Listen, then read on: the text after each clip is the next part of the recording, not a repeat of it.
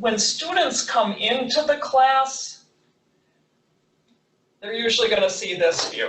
So it would be the instructor, and there's usually a horseshoe arrangement of tables, and the students who come and attend class in person will sit at one of these spots, and they get kind of a panorama of the classroom itself. As you can see, there's a monitor at the back of the room, and there's also a camera right next to the monitor.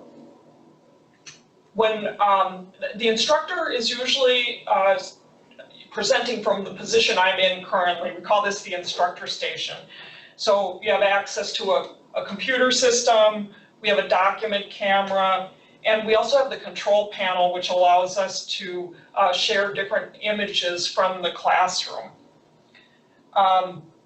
The students who attend in person sit at the tables, as I said, but the distance learners are going to be held subject to seeing the images that we share with them at certain points. So one of the neat parts about this particular telepresence room design is that there are the cameras on both sides of both the front and back side of the space. So I'm addressing you looking at what we call the front of the room. I can switch the view and use the camera from the back, and now you can see what I'm looking at. I can also turn and present and see a monitor in the back that still shows me the participants that are sharing a video image in the classroom.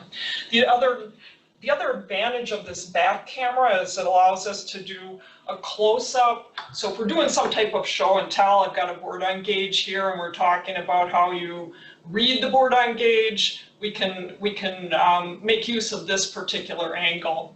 We can also do that with the front cameras. We can also allow for using kind of the conventional types of teaching methods, like writing on a whiteboard. And then we've also set up so that we can focus in on the various equipment in the classroom. So we can do a close-up of the rough vacuum equipment trainer system that we use, the high vacuum equipment trainer,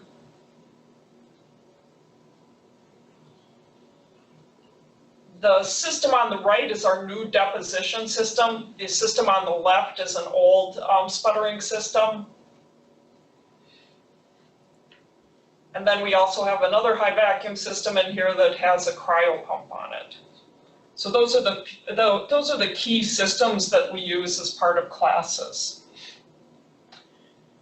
And then I'm bringing you back to a close-up of just the instructor.